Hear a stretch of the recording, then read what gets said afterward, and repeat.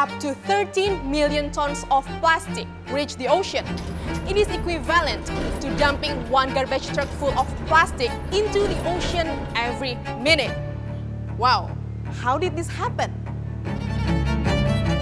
It is predicted by 2050 there will be more plastic in the ocean than fish. Take the Great Pacific Garbage Patch for an example.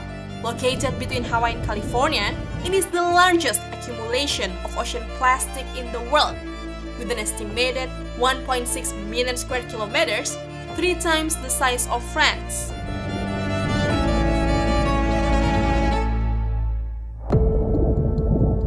This phenomenon is initially started by the mass usage of plastic and the inadequate waste management, causing plastic to flow from the rivers to the ocean.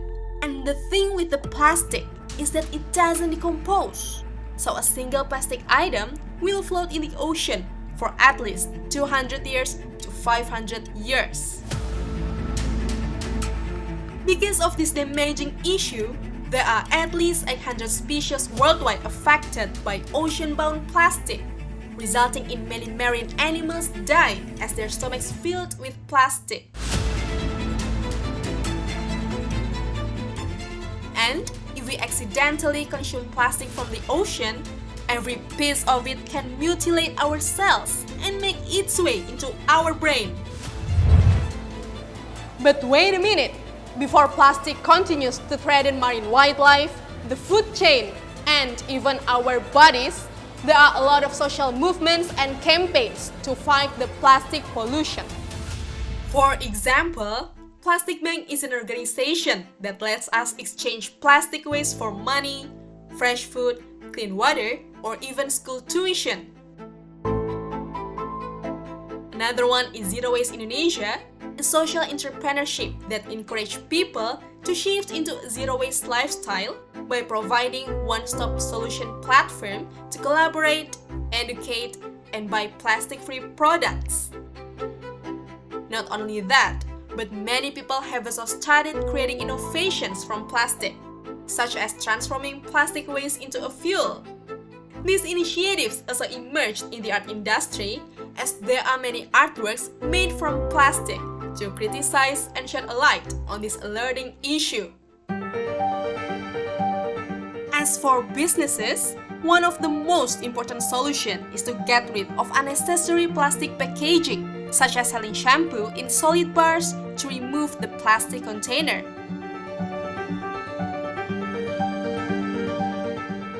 Alternatively, some businesses have already turned into more sustainable packaging, such as containers made from algae, fungi, or paper.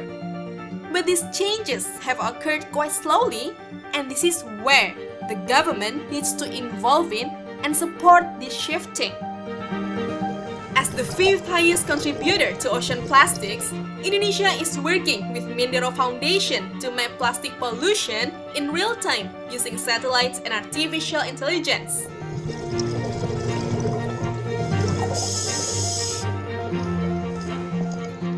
By identifying the waste, government could formulate a new strategy, timeline, target, investment, and policy needed to combat this issue, thus forcing companies to transform into a new greener business model. Government also needs to collaborate with finance sectors to launch green financing, and finally, build infrastructures for waste management systems that prevent plastic leakage into rivers and the ocean. Only with that, we can implement a circular economy where plastic is recycled and reused over and over again.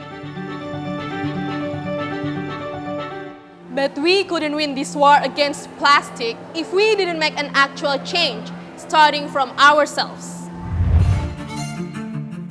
Our first homework is to drastically reduce the amount of single-use plastics and switch to reusable containers, as well as recycle waste into something useful. We can also replace our single-use plastics with other alternatives, such as cassava bags that is 100% biodegradable. Once we're getting used to this new green habit, we can go an extra mile by switching our plastic straws, toothbrushes, refill packs, and so on with eco-friendly materials.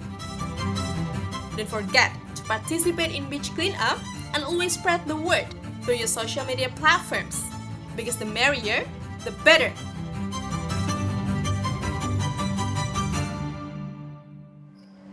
After all, it takes a whole village to fight plastic pollution. Now, there is too much plastic waste, so we have no time to waste.